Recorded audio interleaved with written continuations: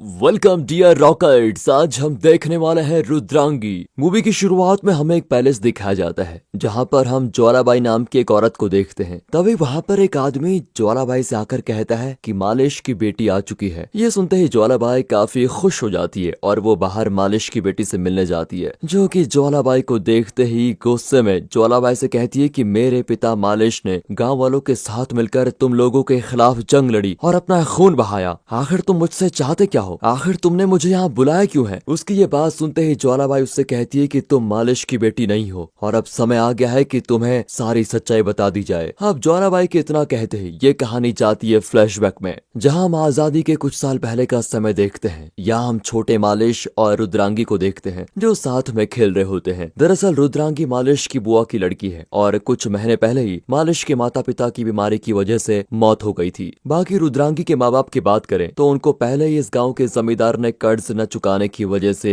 मार दिया था और यही वजह थी कि मालिश के दादाजी को अक्सर उसकी फिक्र लगी रहती थी, क्योंकि आजकल उनकी भी कुछ तबीयत ठीक नहीं होती। इसलिए वो मालिश को रुद्रांगी के गले में मंगलसूत्र पहनाने के लिए बोल देते हैं ताकि दोनों में पति पत्नी का रिश्ता हो जाए और इस रिश्ते की वजह से मालिश हमेशा रुद्रांगी का ख्याल रखे। इस बात का वादा वो मालिश से ले लेते हैं और ये वादा करने के बाद मालिश रुद्रांगी के गले में मंगलसूत्र पहना देता है। इसके अगले ही दिन गांव के जमींदार भुजंगराव के आदमी मालिश के दादाजी को बुलाने आते हैं, क्योंकि वो पिछले कुछ दिनों से खेतों में काम करने के लिए नहीं जा रहे होते हैं। दादाजी कहते हैं कि देखिए मेरी तबीयत कुछ ज्यादा ही खराब है और मैं अभी इस हालत में काम नहीं कर पाऊंगा, पर मैं जैसे ही ठीक होता हूँ वैसे ही काम पर आ जाऊंगा। अब उनकी ये बात जब भुजंगराव तक पहुंचती है तो वो बिल्कुल बौखला उठता है, क्योंकि मालिश के दादाजी ने काम पर आने से मना कर दिया होता है। इससे भुजंगराव के ईगो पर आती है चोट और उसके कहने पर मालिश के दादाजी को भुजंगराव के आदमी तेज रफ्तार गाड़ी में बैठाकर रस्सी के सहारे घसीटते हुए उसके सामने लेकर आते हैं। पर इतने से भी उस भुजंगराव का मन नहीं भरता और वो अपने आदमियों से मालिश के दादाजी को पीटने के लिए कह देता है और वो बिल्कुल ऐसा ही करते हैं। इसी बीच वहां पर मालिश और उसके पीछे रुद्रांगी भागती हुई आती है। मालिश भुजंगराव के पैरों पर गिरकर उससे अपने दादाजी को छोड़ देने की विनती करता है, लेकिन भुजंगराव उसकी एक भी नहीं सुनता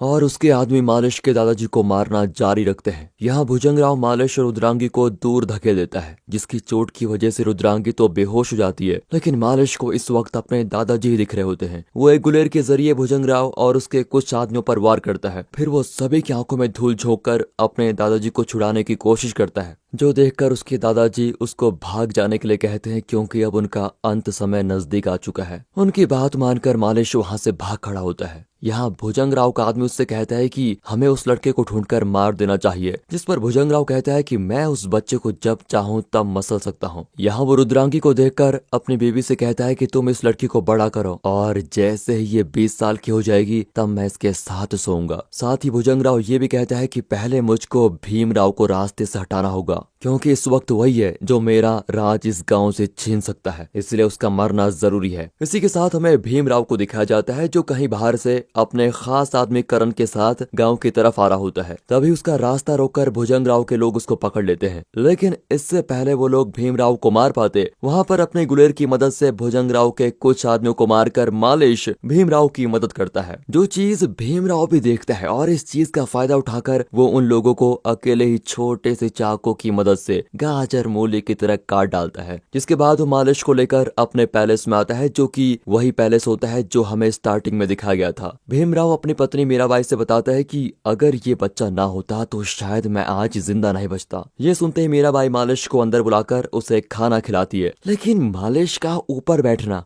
भीमराव को पसंद नहीं आता, इसलिए वो उसको नीचे बैठने के लिए बोलता है। और जब मालिश खाना खा लेता है तो भीमराव उससे कहता है, शेर हमेशा अपना बदला जरूर लेता है और मैं भुजंगराव को छोड़ूंगा नहीं। यहाँ मालिश भीमराव से कहता है कि मैं आज से आपके लिए काम करूंगा और साथ ही आपके लिए मैं उस भुजंगराव को कुत्ते की मौत मारूंगा। लेकिन भीमराव कहता है कि अभी ये सही समय नहीं है, इसलिए जैसे ही सही समय आएगा मैं तुम्हें बता दूंगा। जिसका साफ मतलब होता है कि मालिश को अपना बदला लेने और रुद्रांगी को छुड़ाने के लिए थोड़ा और इंतजार करना पड़ेगा। जिसके साथ ही हमें पूरे 15 साल के बाद का सीन दिखाया जाता है, जहां पर हम देखते हैं कि भीमराव ने ज्वालाबाई नाम की लड़की से दूसरी शादी कर ली है, जो कि स्वभाव से काफी ज्यादा ज्यादा घमंडी होती है, लेकिन उतनी ही वो निडर और साहसी भी है, क्योंकि मीराबाई की तरह वो भीमराव से डरती नहीं है। मीराबाई भीमराव के कहने पर ना चाहते हुए भी ज्वालाबाई का स्वागत करती है। इसी दौरान हमें ये भी पता चलता है कि मीराबाई प्रेग्नेंट है। खैर, जब ज्वालाबाई भीमराव के पास आती है तो उसे पता चल जाता है कि वहाँ पर कुछ और लोग भी हैं जो भीमराव को मारना चाहते हैं। ज्वालाबाई अकेले ही उन सभी लोगों को एक पल में मार डालती है और इस तरह उसने भीमराव की जान बचा ली होती है। अब भीमराव को पता चलता है कि ये काम भुजंगराव का था, तो वो भुजंगराव को लाने के लिए मालिश को भेज देता है, जो कि अब काफी बड़ा हो चुका है और साथ ही उसे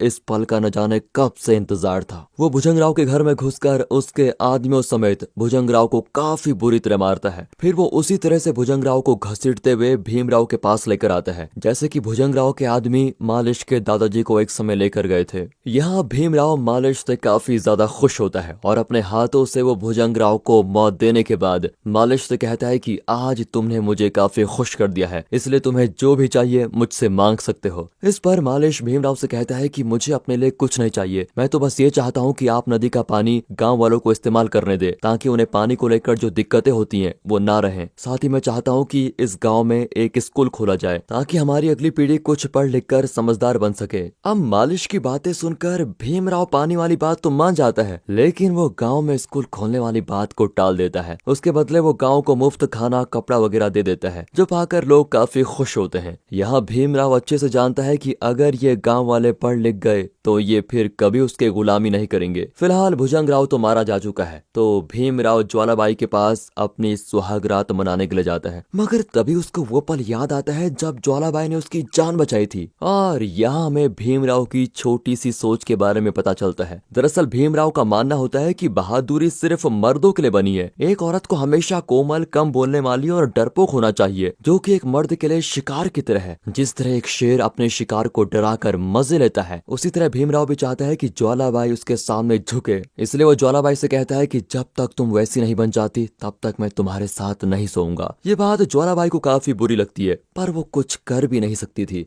इधर भीमराव मीराबाई को लेकर अपने कमरे में चला जाता है। दूसरी तरफ गांव वाले नाच गा रहे होते हैं, जिनके बीच ज्वालाबाई की नजर मालिश पर पड़ती है और वो फैसला करती है कि वो मालिश को किसी भी तरह हासिल करके रहेगी। अगली सुबह जब भीमराव शिकार करने के लिए जंगल में जाता है, तो उस दौरान ज्वालाबाई मालिश से मिलने के लिए जाती है। जहाँ वो मालिश को लड़ने की प्रैक्टिस करता हुआ देख उससे लड़ने के लिए जाती है और बातों ही बातों में उसे अपने बेडरूम में आने का इशारा करती है, मगर मालिश तो उस पर ज्यादा ध्यान देता ही नहीं। लेकिन यहाँ ज्वालाबाई का इंटेंशन बिल्कुल साफ होता है। दूसरी ओर जंगल में शिकार करने के दौरान भीमराव की नजर एक साधारण सी गांव की लड़की पर पड़ती है, जिसको देखते ही वो पागल हो जाता है और उसे अपनी गाड़ी में बैठाकर घर लाने लगता है। लेकिन वो लड़की बीच रास्ते में ही भीमराव को चकमा देकर भाग जाती है, पर भीमराव पर तो उसका फितूर पूरी तरह हावी हो चुका होता है। वो अब सोते जागते सुबह शाम उसी के ख्यालों में खोया होता है। उसे किसी भी तरह वो लड़की चाहिए, इसलिए अगले ही दिन वो दोबारा से जंगल में उसे ढूंढने के लिए जाता है, जो कि इस बार उसको कहीं नहीं मिलती। इसी बीच हम ज्वालाबाई को देखते हैं, जो अपनी दासियों से मालिश को उसके कमरे में भेजने के लिए बोलती है, लेकिन मालिश बिल्कुल आने से मना कर देता है। जो बात जब ज्वालाबाई को पता चलती है तो वो एकदम से बौखला जाती है और एक बंदूक लेकर सीधे मालिश के सीने पर लगा देती है। मालिश उससे कहता है कि देखिए ये गलत है, मालिक को धोखा मैं दे नहीं सकता, मगर ज्वालाबाई उसे बंदूक की नोक पर अपने कमरे में लेके आती है, जहाँ मालिश ज्वालाबाई से कहता है कि मैं किसी और लड़की से प्यार करता हूँ, इसलिए मैं ना तो उसे धोखा दे सकता हूँ और ना ही मालिक को। ज्वालाबाई उससे कहती है कि अगर तुम मेरी बात मान लेते हो तो मैं तुम्हें इस पैलेस का राजा बना दूंगी, तुम्हारे लिए मैं उस भीमराव को जान से मार दूंगी और फिर तुम उसकी जगह ले लेना। अब ज्वालाबाई की बात सुनने के बाद भी मालिश उसकी बात नहीं मानता और वहां से चला जाता है। फिलहाल जब भीमराव घर आता है तो वो मालिश से उस लड़की को ढूंढ कर लाने के लिए कहता है, जिसे मालिश कुछ ही देर बाद लेकर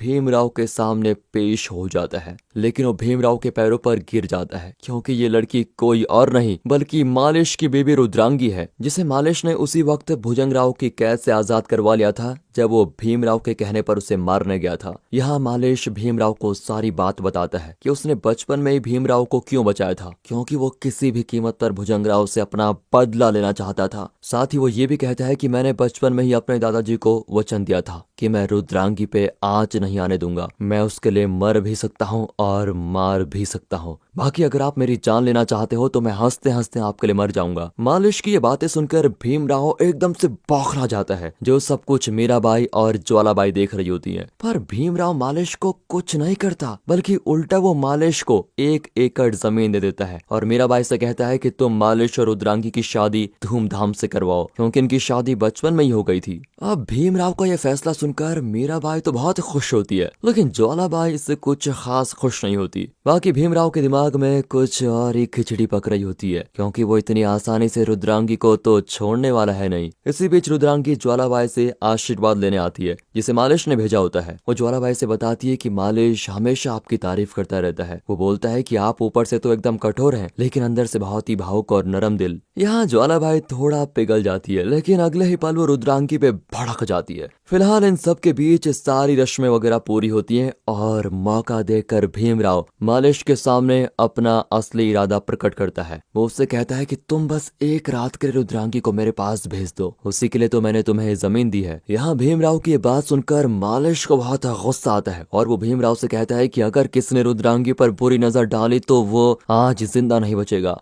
जिसके इतना कहते ही वहाँ भीमराव के आदमी मालिश पर हमला कर देते हैं, जिन्हें मालिश पहले तो बहुत मारता है, लेकिन वो काफी ज्यादा होते हैं, इसलिए आखिर में सभी मालिश को पकड़ लेते हैं। फिर भीमराव रुद्रांगी को पकड़कर मालिश को मारने के लिए बढ़ता है, लेकिन यहाँ ज्वालाबाई उसके सर पर बंदूक रखकर उसे ऐसा करने से मना करती है। साथ ही वो मालिश से कहती है कि रुद्रांगी को लेकर यहाँ से जाओ, और मालिश बिल्कुल ऐसा ही करता है। जिसके जाने के बाद भीमराव ज्वालाबाई को थप्पड़ मारता है और पूछता है कि आखिर तुम्हारी हिम्मत कैसे हुई। अब इस बात पर ज्वालाबाई उससे कहती है कि आप खुद को शेर कहते हैं और इस तरह यहाँ पर बंद कमरे में शिकार कर रहे हो। अरे अगर आप सच्चे शेर हैं तो मालिश का शिकार खुले में करके दिखाइए, ताकि सबको पता चले कि एक शेर से भिड़ने का अंजाम क्या होता है। यहाँ ज्वालाबाई ने मालिश का साथ दिया होता है और अपने दिमाग से वो भीमराव को भी संभाल लेती है। पर अब भीमराव जो करने वाला होता है वो किसी ने सोचा भी नहीं होगा, क्योंकि भीमराव चाहता है कि मालिश उसके पास खुद नाक रगड़ते हुए आए, क्योंकि उसे अपना ईगो बहुत प्यारा होता है। इधर मालिश रुद्रांगी के साथ जंगल में छिपा हुआ है, क्योंकि उसे मालूम है कि भीमराव उसे ढूंढने की कोशिश जरूर करेगा। यहाँ मालिश रुद्रांगी से पूछता है कि मेरी और तुम्हारी शादी बचपन में करवा दी गई थी, इसलिए तुम मेरे साथ मजबूरी में ना रहो। अगर तुम्हें किसी और के साथ अपनी जिंदगी जीनी है तो तुम आजाद हो। उस वक्त हम बच्चे थे और हमें ये सारी चीजें पता नहीं थी, लेकिन रुद्रांगी कहती है कि मैंने आपको पति माना है, तो अब अगर किसी को मेरे साथ रिश्ता बनाना है या शादी करनी है तो वो होगी मेरी लाश। रुद्रांगी का ये जवाब सुनकर मालिश काफी खुश होता है। वहीं दूसरी ओर भीमराव चारों तरफ मालिश और रुद्रांगी की खोज करवा देता है,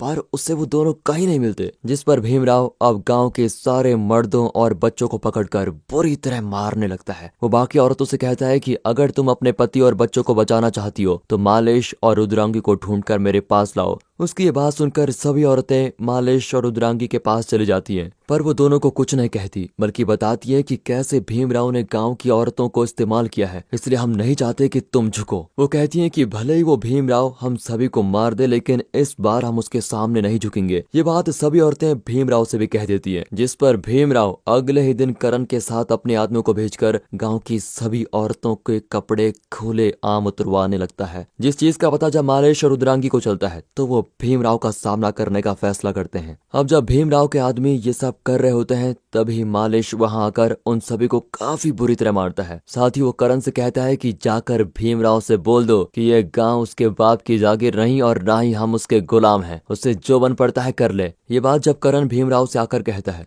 तो वो गांव वालों को नदी का पानी भरने से रोक देता है। उसने वहां पर अपने आदमी तैनात किए होते हैं ताकि कोई भी गांव वाला उससे पानी न भर पाए। हालांकि इससे गांव वाले टूटते नहीं, भले ही उनके बच्चे और बाकी लोग प्यास से मर रहे होते हैं। इस तरह कुछ और दिन बीतते हैं और हालत बद से बदतर हो जाते हैं। जो सब कुछ रुद्रांगी से देखा नहीं जाता और वो फैसला करती है कि मैं भीमराव से मिलने जाऊंगी, क्योंकि गांव वाले और मासूम बच्चों की जान बचाने के लिए वो कुछ भी कर सकती है। यहाँ ना चाहते हुए भी मालिश रुद्रांगी का ही पक्ष लेता है, क्योंकि वो समझ चुका है कि भीमराव से जीतना इतना आसान नहीं। दूसरी तरफ जब भीमराव ये सुनता है कि रुद्रांगी उसके पास आने के लिए मान गई तो वो गांव वालों के सामने एक और शर्त रखता है कि मालिश उसके सामने आकर उससे माफी भी मांगेगा, जिस चीज के लिए गांव वाले तो राजी नहीं होते, लेकिन रुद्रांगी और मालिश राजी हो जाते हैं। मालिश तुरंत भीमराव के पास जाकर उससे माफी मांगता है, पर इतने से भी भीमराव का मन नहीं भरता। वो मालिश से कहता है कि तुम रुद्रांगी को दुल्हन की तरह सजाकर खुद मेरे पास लेकर आओ, और जैसे ही रुद्रांगी मेरे बेड तक पहुंचेगी नदी का पानी गांव वालों को पीने के लिए दे दिया जाएगा। इसके लिए भी मालिश मान जाता है और रुद्रांगी को तैयार करके भीमराव के पास छोड़ने के लिए जाने लगता है। वो भीमराव के महल में रुद्रांगी को जैसे ही छोड़ता है वैसे ही गांव को नदी का पानी इस्तेमाल करने को दे दिया जाता है। इधर रुद्रांगी आंख में आंसू लिए भीमराव के सामने जाती है, जो कि उससे काफी बुरी तरह पेश आता है।